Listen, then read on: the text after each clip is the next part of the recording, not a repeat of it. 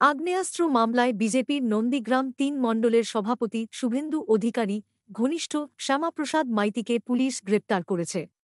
তমলুকের এক গোপন ডেরা থেকে এই বিজেপি নেতাকে গ্রেপ্তার করেছে। বৃহস্পতিবার বিজেপি নেতার গ্রেপ্তারের ঘটনায় চাঞ্চল্য ছড়িয়েছে। তার বিরুদ্ধে বেআইনি অস্ত্র কারবারের অভিযোগও রয়েছে। পাশাপাশি আরও অভিযোগ, তিনি বিজেপি আশ্রিত সশস্ত্র দুষ্কৃতীদের আশ্রয় দিয়েছেন। তার নন্দীগ্রামের গোকুলনগর এলাকার পার্টি অফিসে গত ২১ জুলাই তৃণমূল নেতাকর্মীরা খেজুরি থেকে ব্রিগেডে শহীদ স্মরণ অনুষ্ঠানের উদ্দেশ্যে রওনা দেন। তখন খেজুরি ২ নম্বর বিডিও অফিস ঘেরাও করার নামে তাদের উপর সশস্ত্র আক্রমণ করে বিজেপি আশ্রিত দুষ্কৃতীরা। ঘটনায় বেশ কয়েকজন তৃণমূল কর্মী সমর্থক জখম হন।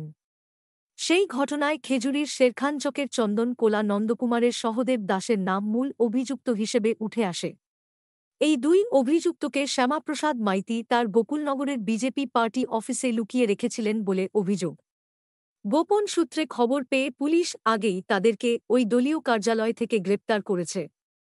আর বৃহস্পতিবার গ্রেপ্তার হন তাদের আশ্রয়দাতা শ্যামাপ্রসাদ।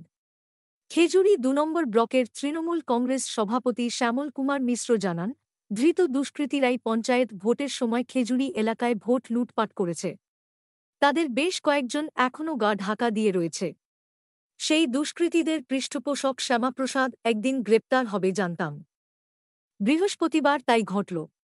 তবে নন্দীগ্রামের গোকুলনগর এলাকায় বিজেপির মণ্ডল সভাপতি হলেও শ্যামাপ্রসাদের অপরাধমূলক কাজ সম্পর্কে মুখ খুলেছে তৃণমূল শিবির।